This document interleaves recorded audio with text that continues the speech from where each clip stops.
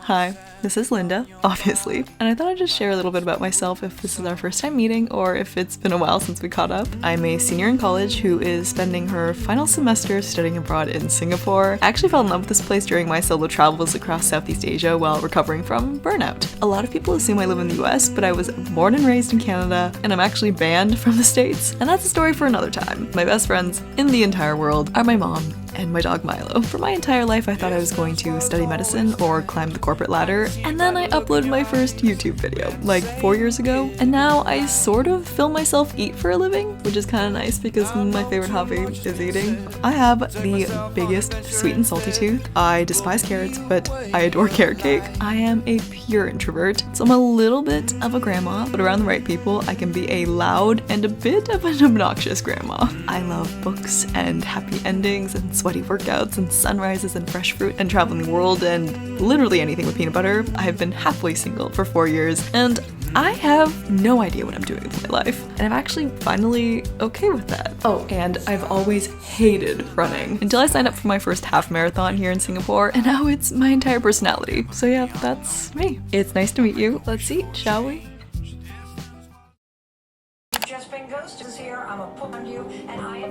Literally, how in the world are we only 2 weeks out from my first half marathon and less than 1 month away from the end of exchange? I believe the word for what I'm feeling is wistful. At least that's what Google told me. I think it's what you feel when you look back at a period of life that gave you so many happy memories and you just feel immensely sad due to not being there anymore. It feels like I've just found my favorite cafe and the restaurant with the juiciest dumplings and have found my people and the most perfect running route and the best granola shop that I go to every Saturday and the yummiest pistachio gelato in the city, and I've found so many little pieces of myself, and now it's almost time to say goodbye. Yeah, feeling very wistful indeed.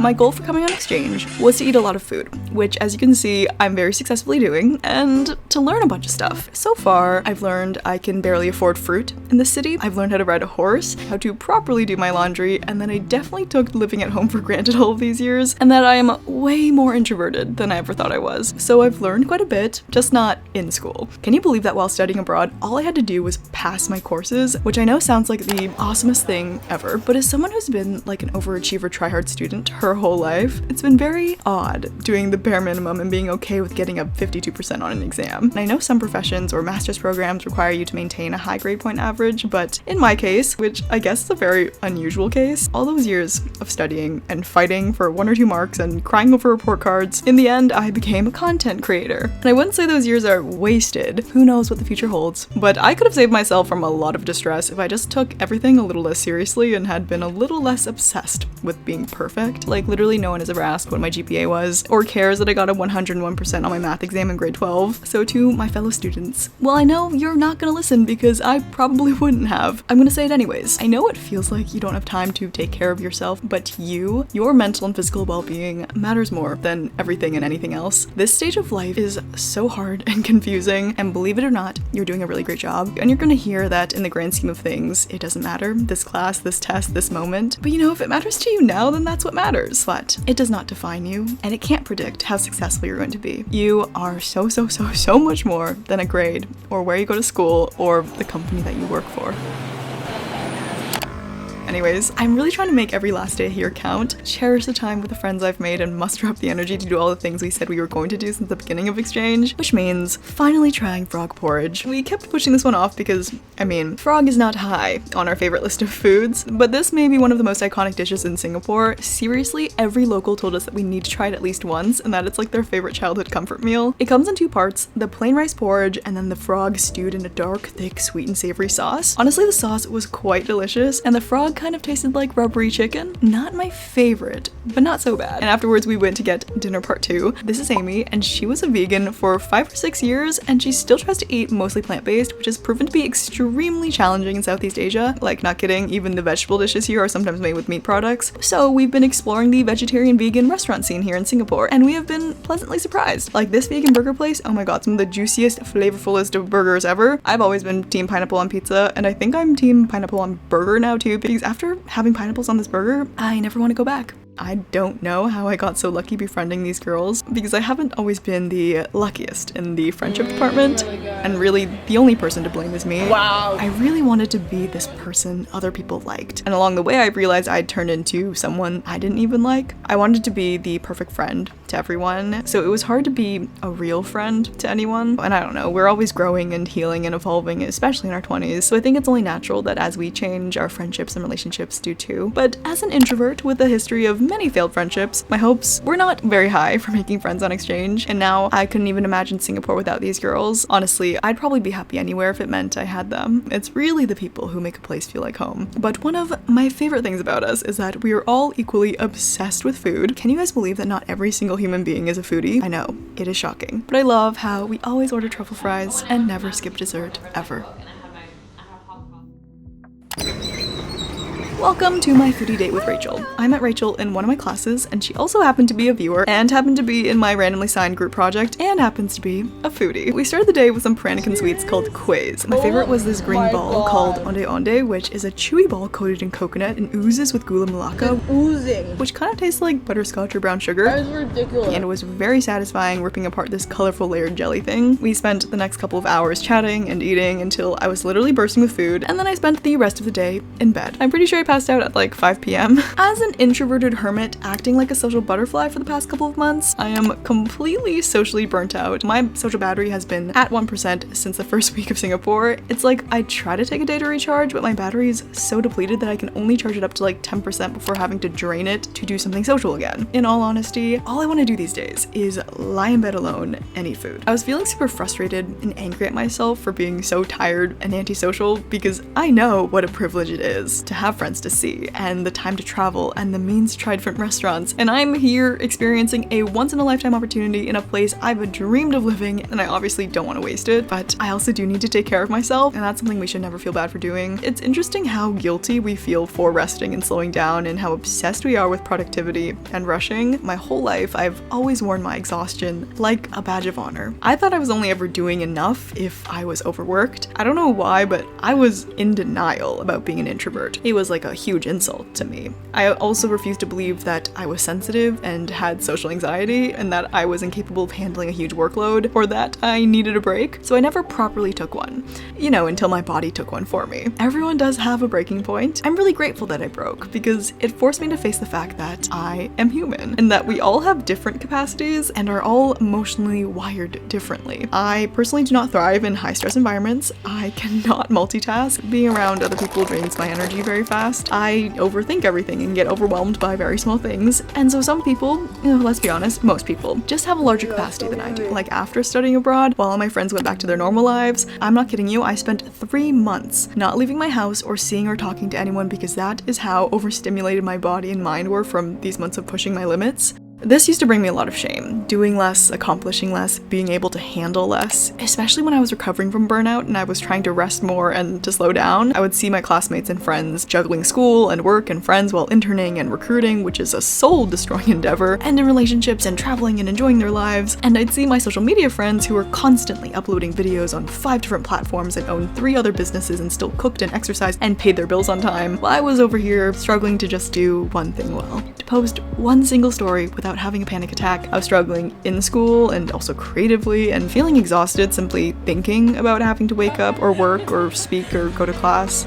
I see what you mean. It's stuck to the top of my mouth. It's not even in my mouth. It's not. And the more you chew, it's just like gets stuck to wherever you're chewing it. I like it though. No, I like the flavor. It's like low-key good. The flavor is really good. It's just the texture is like gluten-free. I'm gonna nap for 2 hours.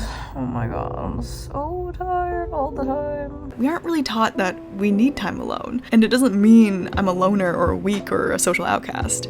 I miss Milo. Personally, it's actually been the key to better relationships with other people and my own body. I take my me time very seriously now, and I've learned to notice certain signs my body sends me when my nervous system is overstimulated. For example, I get super duper irritable, like everything anyone does. Even my favorite people starts to annoy me like crazy. I start being an even worse texter. I don't even know how that's possible. And I start having this fear that people will ask for my time. Also, when I feel super guilty for not working, it's a sign that I've been overworking. For years, I thought I just had a bad personality, but it turns out I was just doing a bad job at taking care of my body. I've shared and probably overshared about my mental health journey. As someone who has spent a long time struggling in silence and seeing people she cares about go through the same thing, I think it's so important to normalize talking about mental health and to learn about the different types of mental health conditions so that talking about it and getting help is easier. This video is sponsored by NoCD, and I'm a little bit embarrassed to say I've never really understood OCD. I just thought it was about being really organized and clean. But OCD's main symptoms have nothing to do with neatness at all. They're about having distressing, unwanted thoughts, which typically go against a person's values or character, which can have to do with the relationship's identity and religion, and doing repetitive physical or mental behaviors like washing and cleaning, checking, counting, and seeking reassurance in an attempt to make those thoughts go away. And when so much of your time is spent trying to reduce those thoughts by doing these things you think you have to do, it can be really exhausting, isolating, and debilitating. And because OCD is so misunderstood, the symptoms of OCD are commonly overlooked, or people think that they're the only ones dealing with them, but OCD is actually highly treatable. NoCD provides special virtual therapy for OCD with licensed therapists trained in exposure and response prevention therapy, or ERP. It's a form of therapy designed specifically for OCD, and it's considered the gold standard treatment. They also accept many major insurance plans to help make it affordable and provide always-on support between therapy sessions. To learn more about therapy with NoCD, go to nocd.com and schedule a 15-minute call with their team. That's nocd.com to learn more and book a free 15-minute call.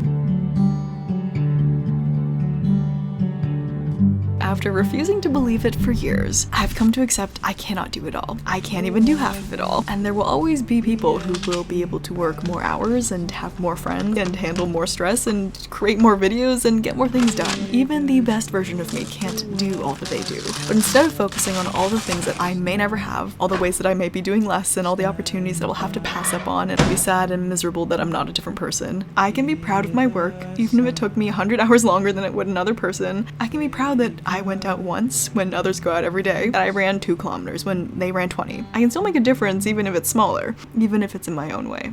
I'm gonna eat chicken and rice, which I got at the Hawker Center, and I'm gonna watch an episode of Grey's Anatomy, and then I'm going to get into bed and read my book to wake up early tomorrow, to go to the gym, and go for a run. This is the ideal evening. I am such a grandma. You know, maybe I haven't spent as much time lately working, more side hustling or studying, but you know, that doesn't mean I haven't been spending my time in a valuable way. I have had to take a 3-hour nap every day these past few weeks, and I just don't have the energy right now to be as creative. But instead of telling ourselves we are lazy or rotting in bed or saying that we did nothing today, maybe we can say, I listened to my body. I enjoyed my own company. I survived another day. I took care of my mental health. I'm making sure I don't burn out. Maybe I took time to breathe, to appreciate nature, to connect with friends and family, to recharge. That's time pretty well spent if I do say so myself. I'm planning on giving my body a rest after all the runs this week. What I've noticed is after a hard workout or week of workouts, we recognize our bodies are tired and we give ourselves permission to, take a day off. I think it's easy to forget that exercise is not the only thing that tires us out, and therefore that's not the only thing we have to recover from. There's so much stuff going on in our lives, and all those little things add up. Social interactions, therapy sessions, stress, celebrations, crying, long talks with friends, traveling. Like, I literally take vacations to recover from the vacation, writing exams, thinking about exams, waiting for the exam marks to come out, juggling adulting and exercising, work and friends and food and body image and family and self-care. It's a lot. You're doing and going through more than you think you are. Even if it seems like everyone else is also going through so much and handling it better than us, maybe they are, maybe they're not. We are not everyone else. Being human is very exhausting. Don't be angry at your body and your mind for being tired. Maybe try being kind instead. I feel like there's all this pressure when you go on exchange to make core memories and be constantly doing cool things and documenting everything, and that it's supposed to, change your life. While I have done some pretty cool things, 90% of the time I'm sitting in my room being a normal human being. I feel like there's a similar pressure in our 20s. You'll never be this young, they say. Put yourself out there, do everything, date everyone, take every risk. You'll never be this free or healthy or fit or beautiful again. Don't waste your 20s. And I know they mean well, trying to relieve us of the pressure of having it all figured out, but it puts a different pressure on us to fit everything we possibly could ever want to do into 10 years and find ourselves and our soulmate and our peace and our purpose and our pack of friends and travel and try every job and creative outlet and hobby, and that if we don't do it all right now, we will have wasted our prime years and our potential. So I've spent most of the chapters of my life up to this one rushing from one chapter to the next, skipping sentences and pages and missing out on important details, skimming the chapters that I should have savored, because unfortunately I will never be able to reread those chapters. This is sad. It just tastes different. It's like cardboard. But there's no rush. Literally, there's no rule that states you have to do it all between age 20 and 30. My 20s can just look like mine and nobody else's. This is my life, and there's no right way to exist. My friend's mom got into medical school at 51. My lab partner went back to get his nutrition degree as a 34-year-old father. I went on a yoga retreat in Bali with an 88-year-old woman with terminal cancer. My therapist was a teacher who became a farmer who is now a therapist. People get married at 60. There are chefs who become lawyers and doctors that become content creators, and there are 70-year-olds running marathons. There is no right way to do this life. No, we want Baymax. I don't remember this. Oh, I haven't seen this before. Yeah. Oh wait, it's good. I need subtitles too. What is wrong with you? Guys can't listen. I can't. No, but when you read it, it's like. Yeah. Oh my god, you're talking to me.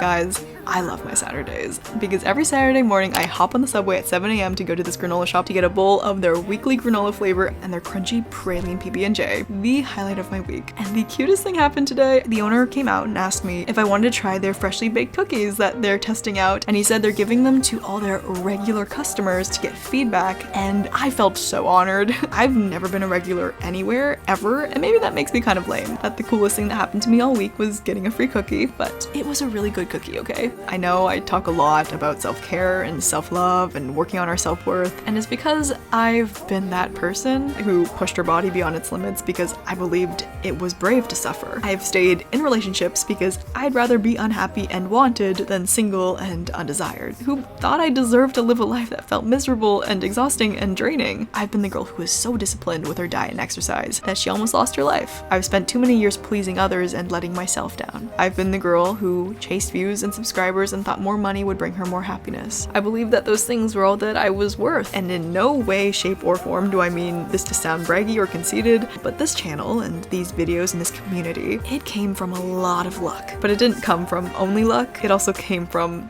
thousands of hours of work and planning and editing and overthinking and prioritizing it over everything else in my life and obsessing over growth and views and consistently uploading and working more than living and reaching the most unhealthy version of myself. And there is a way to do it without burning out or losing yourself along the way, but every content creator who inspired me to start my YouTube channel has coincidentally taken a break or quit. I sold my actual soul to this job, and I don't regret it because yes, it's given me so many incredible opportunities, but mostly because it's taught me I don't want to live my life that way. I don't want my worth to be determined by other people, my work, my body, my exhaustion. It taught me what's important is what's going on inside of my body, not outside of it. It's taught me how much more there is to life than work, how much more there is to me than my job, degree, salary, likes, and productivity. It's taught me you do not win. There's no prize for burning yourself out or being the most stressed. You do not win for hustling when you need to rest. You do not win for sleeping the least. You do not get a prize for skipping breakfast or losing the most weight or for neglecting your needs to be there for everyone else's. You don't win if you make more money than everyone else. It usually just requires you to lose more time you would spend doing the things you love. You do not have to do it all. You don't have to prove yourself. You don't have to live up to this impossible standard you've set for yourself. You're allowed to rest and eat and exist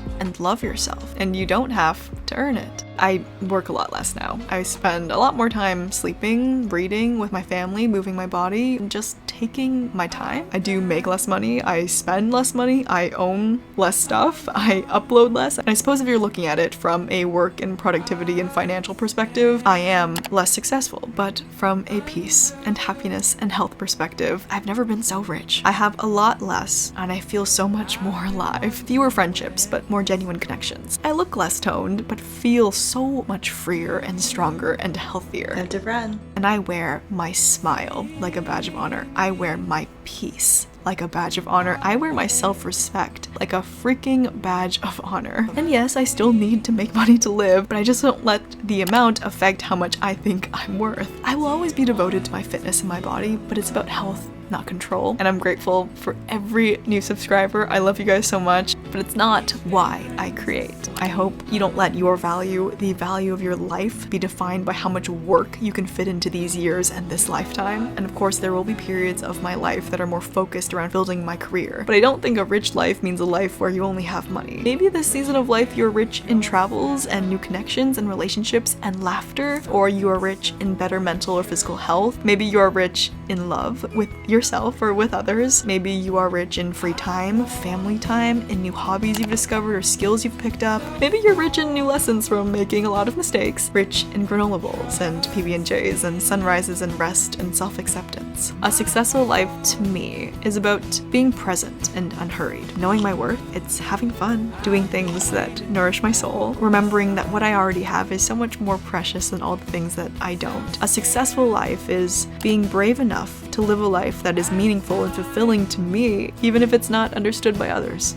Exchange is coming to an end. I'm graduating soon. What am I going to do next? How am I going to make the most out of next year, the next 10? What is my plan? Yeah, I'm not really sure. I only really know for certain what's happening right now. That this pad thai is very yummy. My friend just texted me a book she thinks I should read, and that I'm literally in the middle of living a life past me dreamed of living. That this particular ice cream tastes like a combination of nostalgia and happiness, and that my stomach is still grumbling, so I'm going to have a little late night snack. All I know is that when my mom wakes up, she's going to send me a picture of my dog, and that I'll get to see the sunrise cast gold and pink rays of light against the water, and it's going to be magical. And when I finish my run, I'm going to have the most yummiest yogurt bowl ever. And it may not seem like much, but it is now. And that's everything.